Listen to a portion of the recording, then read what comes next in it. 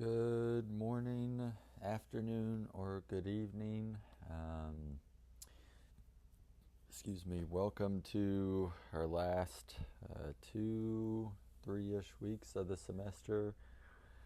I just want to start off this video by apologizing for the extreme delay in getting this out. Right after I made that announcement for our class, we had a sudden and kind of unexpected death in the family, so we've been dealing with that this past week. And so, I am sorry for not being able to get this out sooner. Because of that, I will say some silver lining for you all working on the assignment is that because of the delay, I will be pushing back the due date of the paper portion of the case conceptualization to match the video or due date. So everything related to the case conceptualization, the paper, and the oral presentation video is going to be due on December 7th. So again, we are kind of now combining those due dates. Everything's going to be on December 7th. All the other due dates for the class activities and discussions are going to stay the same. I'm going to be posting grades today and then providing feedback, like updating your grade / feedback from me to include kind of like how you did on the discussions as I am able to kind of work through them here. We're going to be having to travel more than originally planned here, just to accommodate everything that's going on. So, again, I appreciate you all bearing with me, and I know it's frustrating, especially at this time of the semester. I completely get that.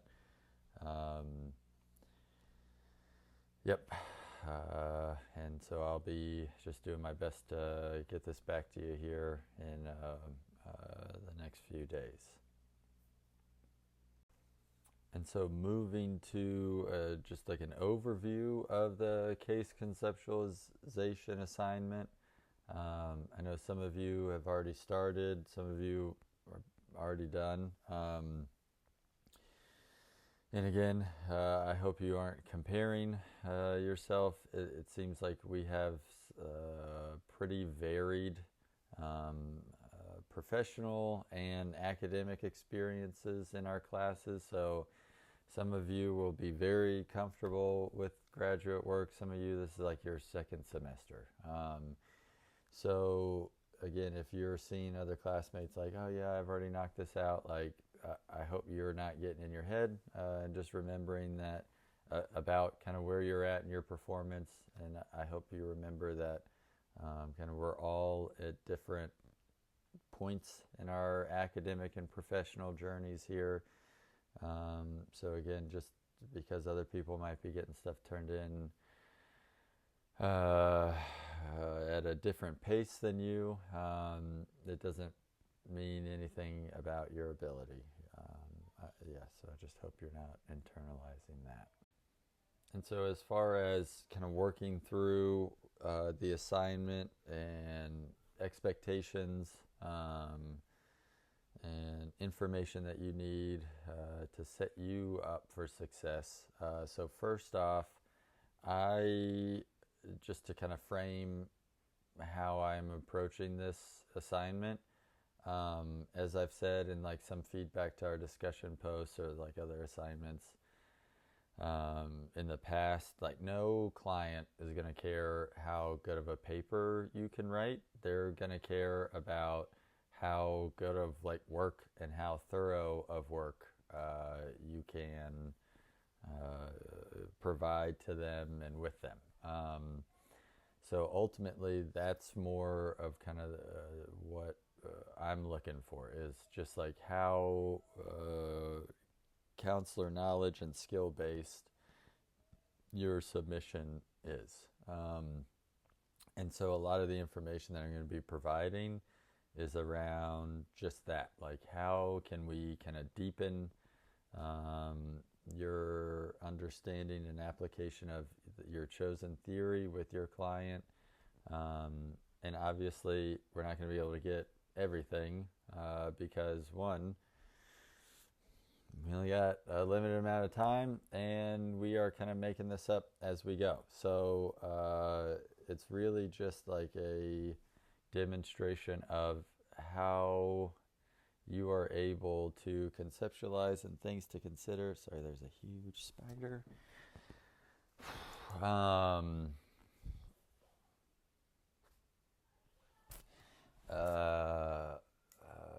Demonstrate your at least like cognitive ability to consider all of the variables needed to implement your chosen theory with your specific client. And so that is going to vary depending on the theory that you chose and your client. Like when comparing maybe your assignment to others in our class.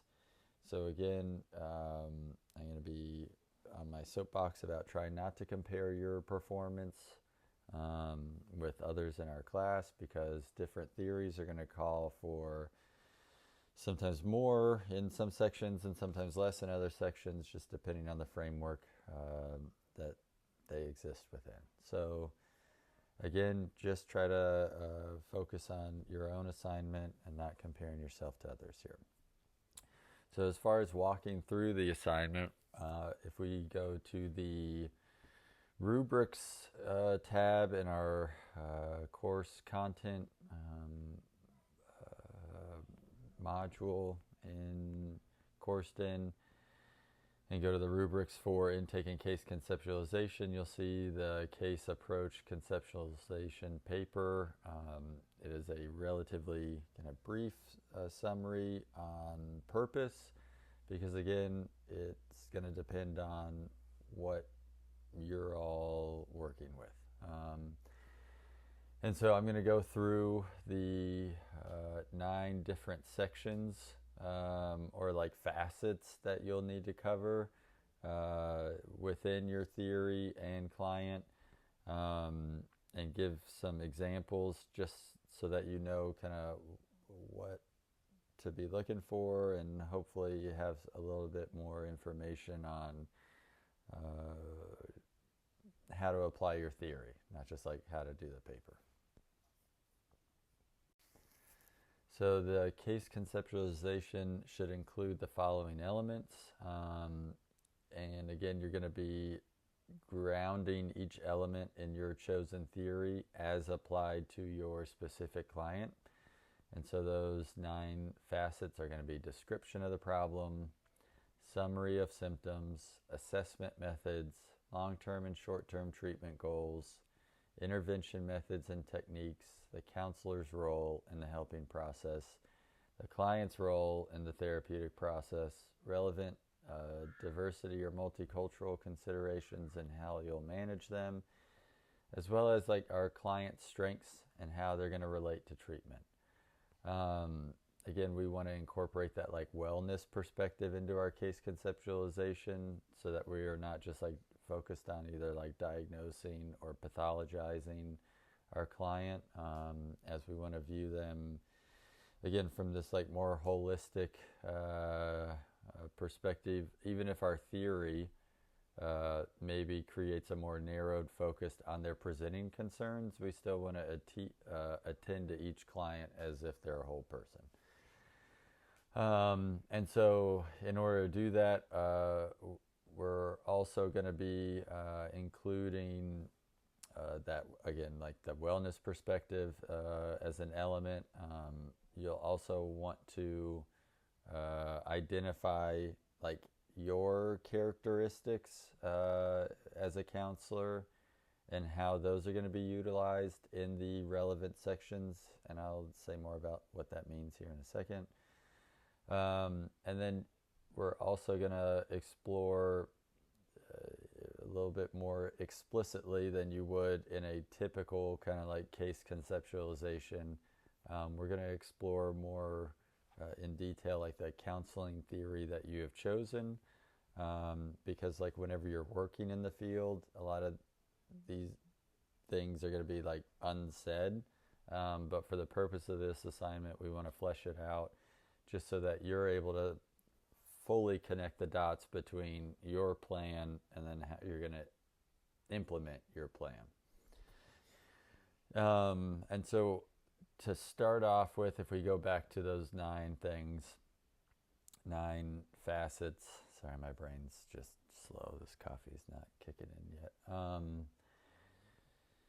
So the first one is going to be the description of the problem.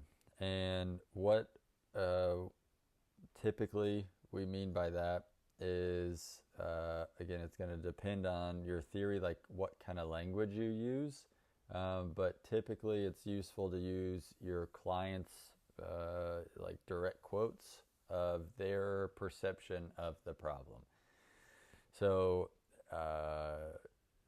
again, depending on the theory, you might frame it differently. So example, Santa Claus as a fictional client, and I was to describe his problem from a person-centered approach, I would say that Santa Claus is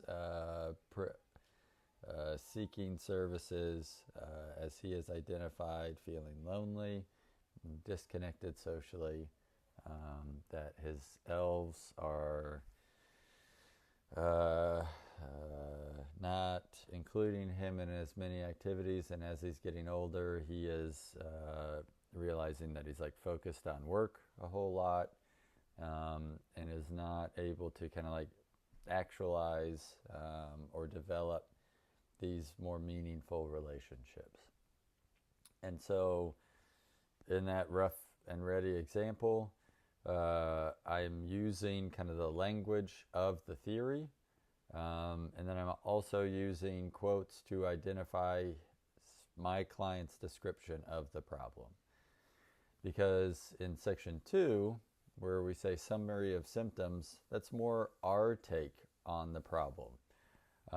It is our starting, if we're to use some language from CBT, this is kind of like our hypothesis of how different facets of the client's life may be related to the problem. So for example,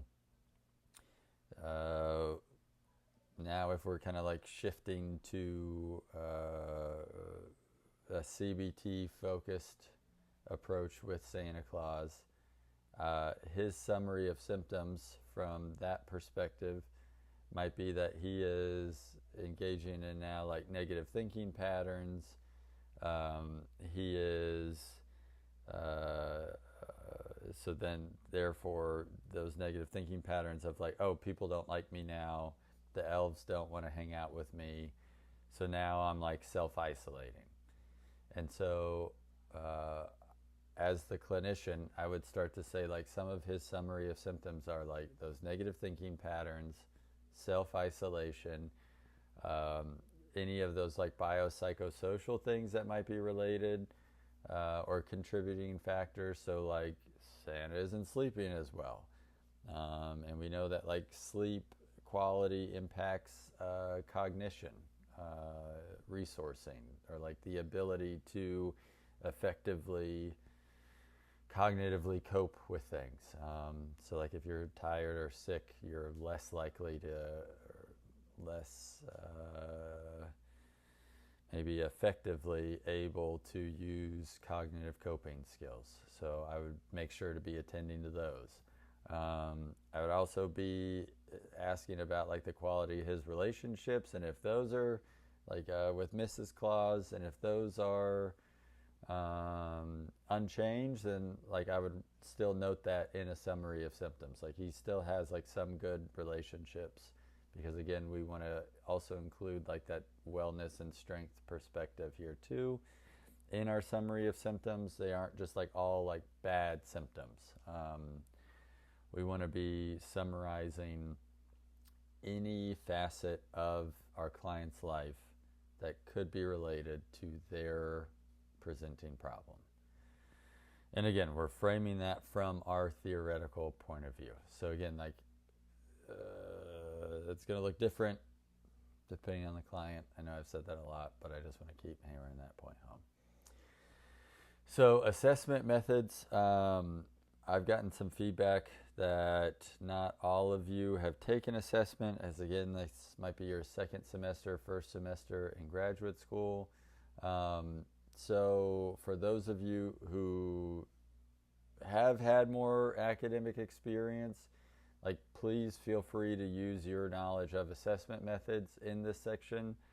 For those of you who this is your first or second semester, here's what we're looking for in terms of assessment methods in general, because again, this is going to be specific to your client, so, and your theory. So for example, if I am again using Santa Claus and from a CBT perspective, what we would include in this section can be a few different things. So the first one would be, okay, what assessments or what areas of our client's life would we like to assess in order to get more information? So we can identify, like, oh, is Santa anxious? Like, is he dealing with like social anxiety as part of like this loneliness presenting problem? So we would assess for anxiety using the Beck's Anxiety Inventory, the BAI. We would also potentially use an assessment to look at depression, like, is he having less energy and motivation to engage in these social relationships? So, like, is depression a potential aspect that he's dealing with?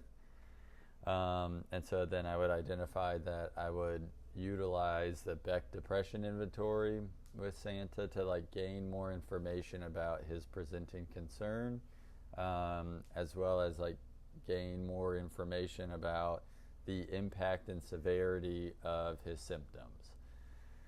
For those of you using like person-centered, so assessments are going to be a little bit less formalized, right? Depending on your work setting, you still could be a person-centered therapist using assessments to monitor kind of progress overall, or just well-being. And so there's general assessments like the PHQ-9 Patient Health Questionnaire, that you could say, I'm going to use this assessment to track wellness over time.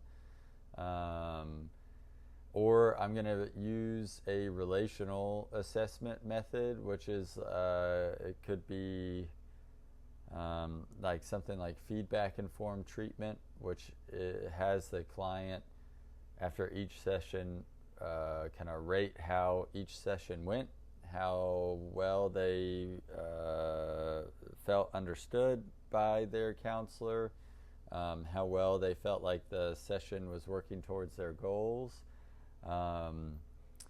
So again, it's going to depend on your theory, and so there's a few different, I guess, levels to assessment that we're looking at. Again, like, one is like, are we conducting assessments to gain more information? Are we conducting assessments to track progress? And so we want to just make sure that we identify what we're attending to and why, based on our theoretical framework. So the long-term and short-term goals, again, theory specific.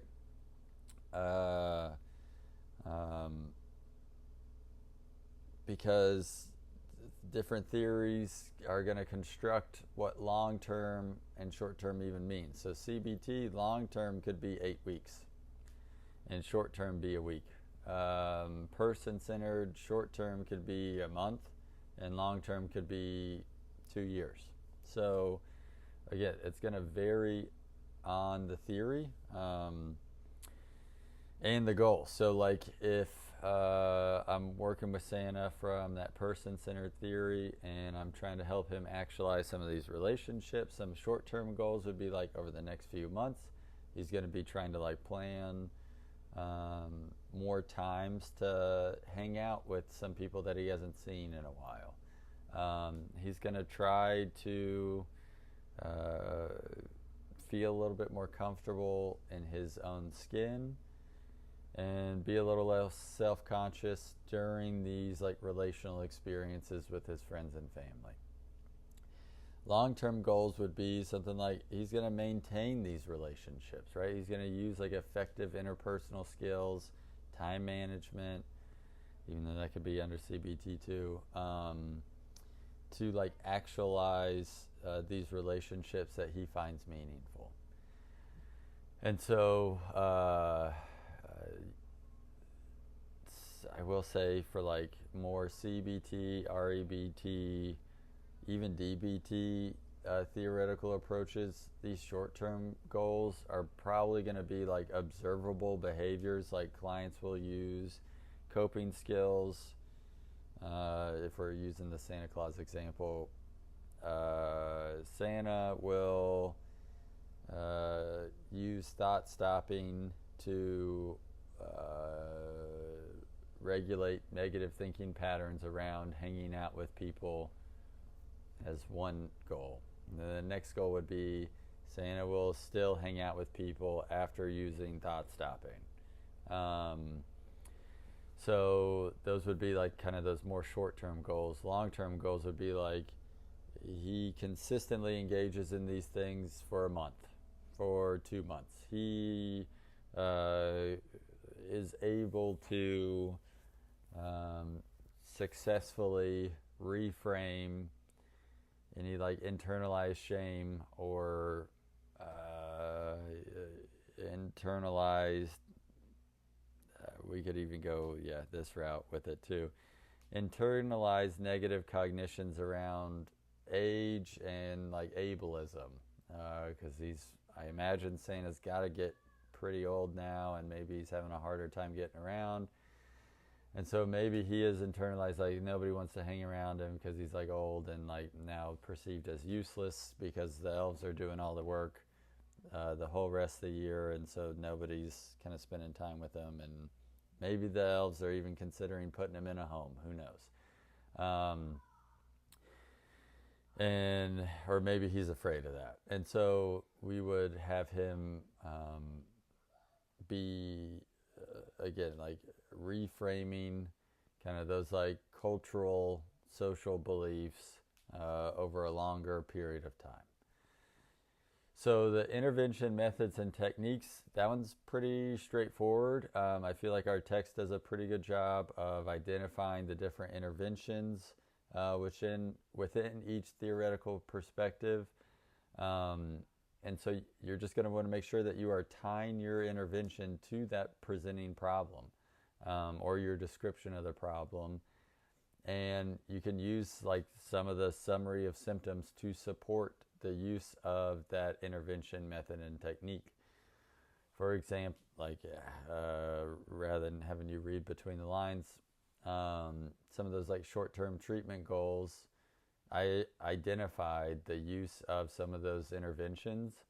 So in section 5, I would say like I would utilize, like show Santa how to use thought stopping. I would educate him on the purpose and benefits of thought stopping. I would try to elicit buy-in in order to have Santa feel more confident and trusting of thought stopping as a successful or effective intervention. Because I believe that thought stopping would help Santa navigate his presenting problem of loneliness by increasing the quality of his relationships by being able to engage with them more. So 6, the counselor's role in the helping process. So this one, I know our text does like a pretty good job of providing like an overview of like how each theory frames like the role of the counselor. So like you already kind of have almost like a loose framework for like what you should be doing according to this theory. So rather than just regurgitating what the text says, like your role should be, even those of you who are like in your first or second semester, I think you're at least tasting basic skills too. Also, not basic skills like number 2. And so what I would like to see you all do is really reflect on your role in the helping process and like how you understand yourself within the theoretical framework's understanding of the counselor's role. So for example, I think it was... So for example, if I were to be using DBT with Santa about his loneliness concerns, I know that I have a very dry, sarcastic sense of humor, and so I would be utilizing humor in my implementation of my interventions. So, especially with this next one, or I guess next maybe 2, whenever we're looking at like exploring his experiences potentially of his social climate, I might use humor to help him build awareness of his dialogue between himself and some of those social narratives. I know I'm like combining language from different theories. I hope you're able to like follow along. Because some of the language does overlap, but without getting too confused in all the theories. So like I would use humor to create like a disarming environment while being able to effectively kind of like poke at Santa's views of, oh my God, I think the elves are going to put me in a home, and highlight, oh, like, we don't know that, but all we do know is that like you are in charge of some of the qualities of the quality of these relationships, right? Like if you aren't choosing to hang out, if you aren't taking responsibility in some of these relationships, then like of course they're not going to take care of themselves, kind of a deal. And so like in this one, again, we want to highlight like our personal attributes and how we would use our personal attributes to take up our role as a counselor in implementing these interventions that are targeted towards their presenting concern. And the next section is the client's role in the therapeutic process. And so again, that one we want to try to personalize to our specific client as much as possible. That's why I was kind of like trying to help you all like select clients that you could know enough about, that you could know kind of like how they might show up or imagine how they might show up in counseling, so that you're able to, especially for this section, say something like, I know Santa's usually holly and jolly, and I know he is like a really hard worker, so like I'm gonna try to utilize those strengths within his role as a client, which is to like engage with some of these interventions, and see if I can be like encouraging and supportive. Again, that's probably back up under 6, my role, to help Santa really engage in the therapeutic process, because like that's his role, right? Is to like, from the DBT perspective, to reclaim his sense of personal responsibility, not only for his own care, but again, towards his presenting concern, create some sense of responsibility and recognition of choice in the matter towards his loneliness. So then 8 is the relevant diversity considerations and how you'll manage them. So for Santa, again, him being an older male in an aging population of, I'm assuming elves live forever. I don't know how long elves live, but I'm assuming based on, okay, so here we go. I'm going to date myself. I don't know how many of you have seen the Santa Claus with Tim Allen. I'm going off, that's the vision of Santa Claus I have in my head, where it's like some rando turns into Santa Claus or like ends up taking on the spirit of Santa. Meanwhile, the elves are the ones that are like consistently kind of like engaged in the North Pole. I just gave you so much backstory on Santa. Sorry about that. But in order to make this work, I got to give you some relevant context so that I can then explore how we're giving some relevant context here. So relevant diversity concerns for Santa in that situation would be that he's like an not immortal, or is at least going to age faster. He is not of the same, I guess, race. Species? I don't know the actual distinction between elves and humans, but basically that he's like a non-elf living in an elf community, and how that might be contributing to his experience of loneliness, and what potential narratives or beliefs there already are about humans or like elderly people within those communities. And so again, working within my framework, if I'm working from that DBT perspective again, I might use humor as an intervention to help Santa identify potential choices that he's making based on false beliefs, which I know is kind of CBT-esque, but again, just hear me out, in order to help address his loneliness. And then the client's strengths and how they relate to treatment. Again, Santa's holly jolly. He is hardworking. And so I would make sure to kind of help Santa reconnect to his strengths and engage in choices that are aligned with those strengths in order to help him alleviate his sense of loneliness here.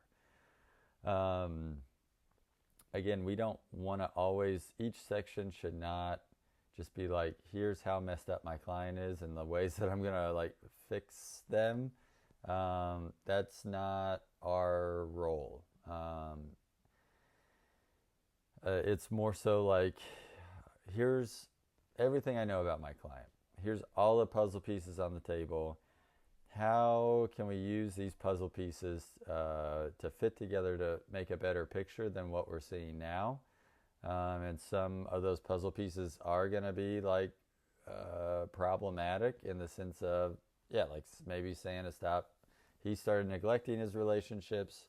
He, again, started self-isolating. And so those are like real puzzle pieces we got to attend to, which we're doing through like our interventions and techniques and addressing or like identifying in our long-term and short-term goals. But we're also addressing those puzzle pieces of his strengths and how they're also going to fit in the larger picture of treating his loneliness. Because again, nobody wants to just be thought of like all the ways that they're not doing something right, especially if they're already in a low place. They don't want to be like, oh, great, even my counselor's just highlighting all the negative things about me. We also want to be making sure that we are aware of positive things about our clients, so those show up in our actions with our clients as well. Because again, hearkening all the way back to like week 1 and 2, that the quality of the therapeutic relationship is paramount to any effective outcome. And I don't know how good anybody feels in a relationship where one person is just only viewing the other one negatively or in their worst light, if that makes sense. So, along with this paper, you're going to want to cite two peer-reviewed articles. And how this can look is a few different ways. So I know some of you haven't taken research yet, and again, others have like 8 degrees. So again, like, don't worry if some people are displaying more understanding about academic research. Everybody's at a different point kind of in their journey here. So to illustrate how you can use, or like ways to use peer-reviewed articles in this context for this paper. So one way is you can find what's called like a conceptual article, which it's not going to be labeled as a conceptual article. What it's going to look like is an article that explains how you might be able to use humor within DBT, within addressing loneliness. And so it's going to be like a case study or a hypothetical situation that the researchers present, and they kind of like show how those things can be applied in that context. And so you can cite like, the reason I'm choosing this intervention is because it's been identified as being potentially useful in these kind of contexts. So that's like one option. Another option is to use just straight up a study that has examined the utility of different interventions with different presenting concerns. We've had a few in our previous week's modules. One was around like disordered eating, identifying like the utility and effectiveness of a certain theoretical approach around that, or sports performance. And so you would find an article that utilizes an intervention that you would want to use with your client and identify whether or not that research found that intervention to be useful.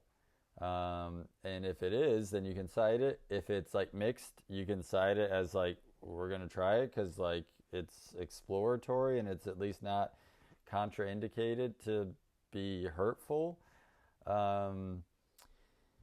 Or you can even use research to cite why you wouldn't use an intervention.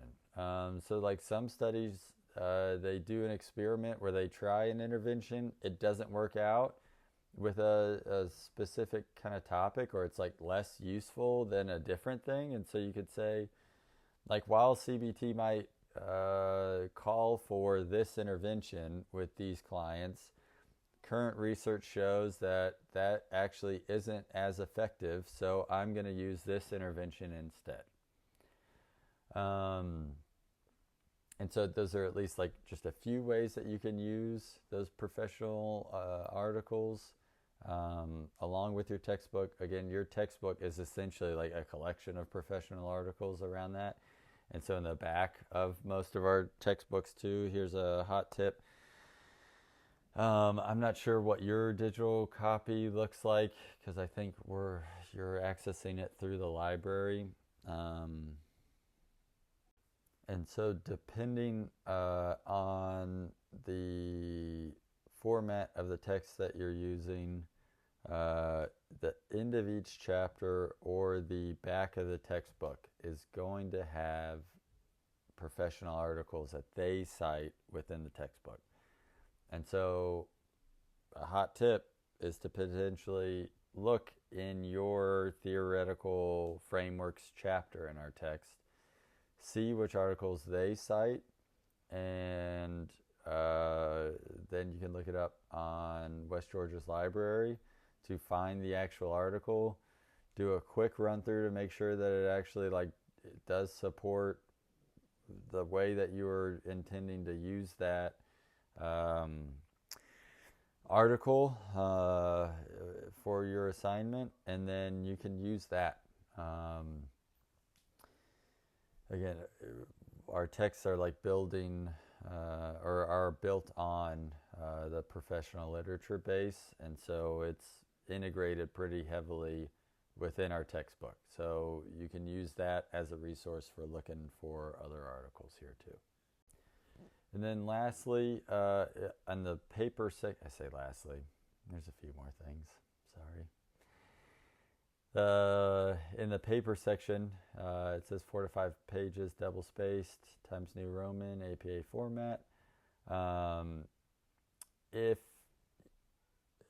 to be honest, if you're at 6, I was about to say 6, 7 pages, and I've been hanging around kids too long, because if you are around kids, and then you know what their reaction is to anybody who says 6, 7. That is fine. I would rather you more in-depth grapple with some of this stuff and put more words to things to build more connections explicitly than be worried about page limit. So, I mean, as long as it's not 10, 20 pages, yeah, because if everybody did that, I would not be able to get through them all before the grades are due, and then everybody would just be getting no feedback, and that's not what I want to be able to do. Not what I want to be able to do for your all's benefit here. I want to be able to at least sink my teeth into providing feedback. And so again, the topics that you're going to be kind of weaving in as appropriate, just to reiterate this, is that wellness perspective, counselor characteristics, and your counseling theory and intervention. Again, those are going to fit differently within each of those 9 sections. So just make sure that they are in the ones that are appropriate for. For instance, counselor characteristics, very effectively needed for the section on the role of the counselor, and can even be integrated in the role of the client, because you can say I know I'm a little bit more passive, and so this theory does call for the client to be more engaged. So or let me flip that around. I know I'm a little bit more active and I talk a little bit more, but this theory requires or calls for the client to be more engaged and leading the show. So I'm gonna have to sit back a little bit more than maybe I normally would in working with a different client. But in this case, it makes sense for me to sit back a little bit more. Another thing that we want to be also identifying, we did in our discussion, I think it was discussion 7 or 8, when we are looking at potential biases. Whenever you consumed some media and just critically reflected on any potential stereotypes, things like that, we want to be identifying our potential biases, how our worldview is potentially going to impact working with this client from this theoretical perspective, as well as okay, and I guess speaking of those relevant diversity considerations at facet number 8, and what do we know about our clients' worldview, potential biases depending on the context that they grew up in and how that might be impacting them. So I alluded to Santa living in a elf community, that might be a thing that I need to check in with him about and see if it's a thing, right? With most of these, we don't know their things, right? I don't know that my female CEO client is necessarily experiencing gender discrimination. I do know the odds might be kind of high, so I at least want to check it out and see if that's a element of their experience that's like woven into their presenting concern. If it's not, cool, moving on.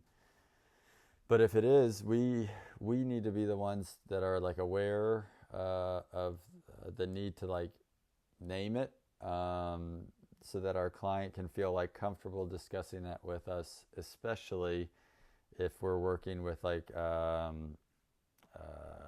mixed gendered counselor relationship, or like cross-cultural counseling relationships, because we want to be aware of how our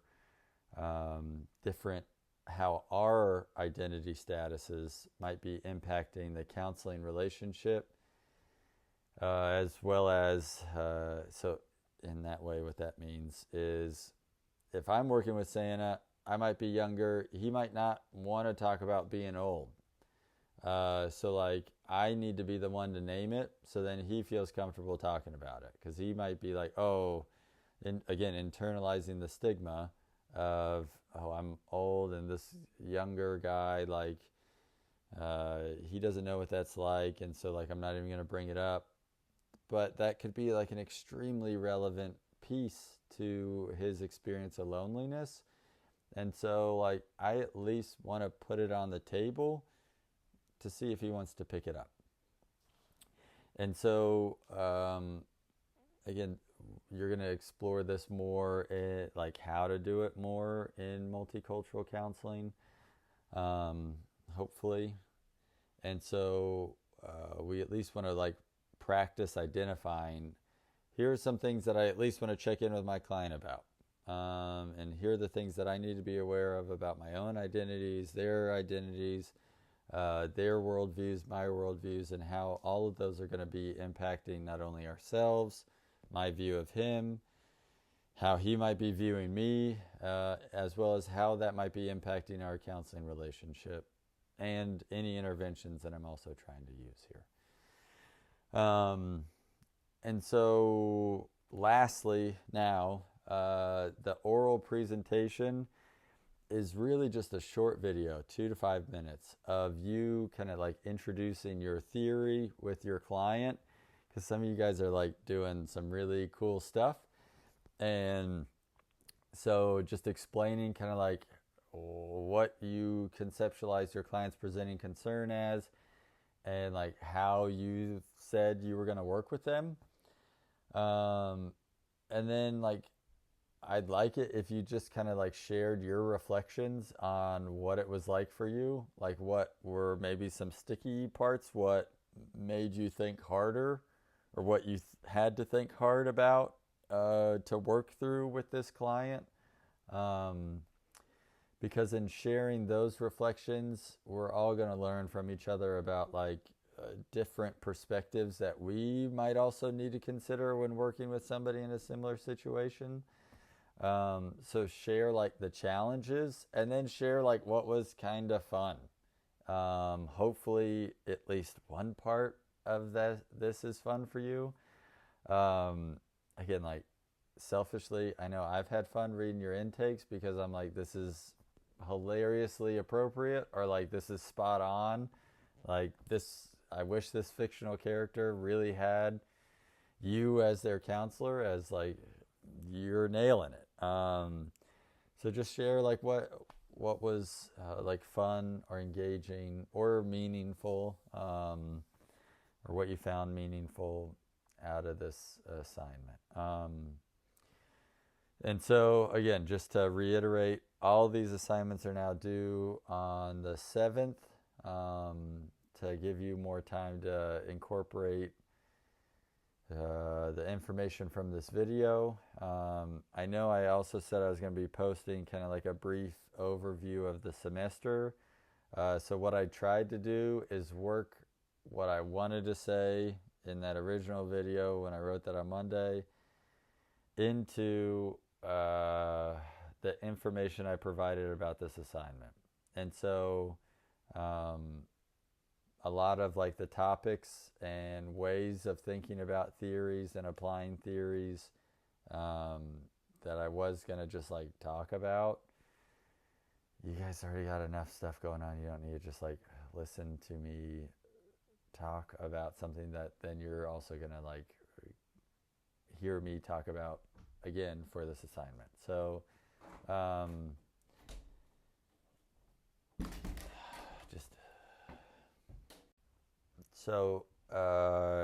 that is it for the assignment. That is not it for this semester.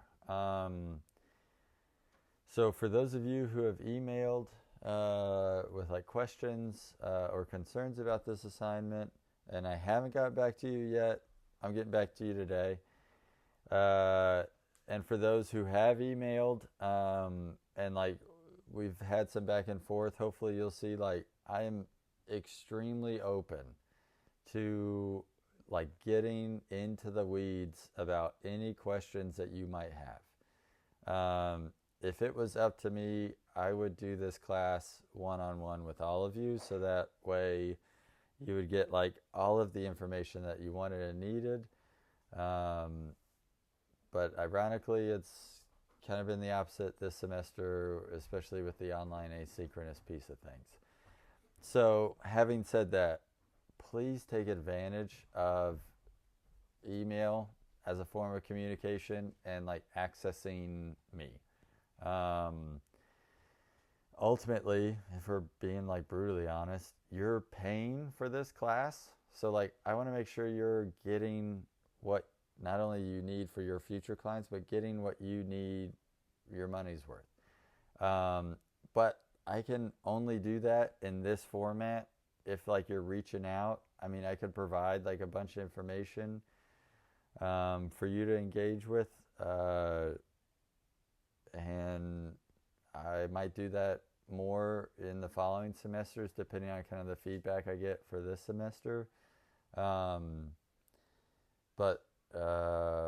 outside of that, the only way that I can like really engage with you all is through like email communication or setting up times to meet. And so I know we only have a few weeks left in class, but like do not hesitate to reach out. I will be honest in that the next few days, especially going into a holiday week, my ability to meet synchronously online is going to be somewhat limited. However, I will respond to email. And I will take the time to respond as thoroughly as I can because, again, like this is important stuff that you're all working with. And so I want to make sure that you have the information you need and that you feel at least a little bit more confident or comfortable utilizing this information here too. So again, if you have any questions, concerns in the meantime, please feel free to reach out. I'm going to be posting grades today and then providing feedback as I can these next few days in between planes, trains, and automobiles, going to all the different places that we're having to go. Along those lines, I hope you all have a good holiday week, though. If you are planes, trains, and automobiling to your friends or family, I hope you all have safe travels. I hope you get to spend like super quality time with the people that mean something to you. I know that this time of year can also be like challenging depending on the cards life has dealt you. So if that's the case, like I hope you are able to find those relationships that like you can rely on or like that are nourishing for you. Yeah, because it's just so important.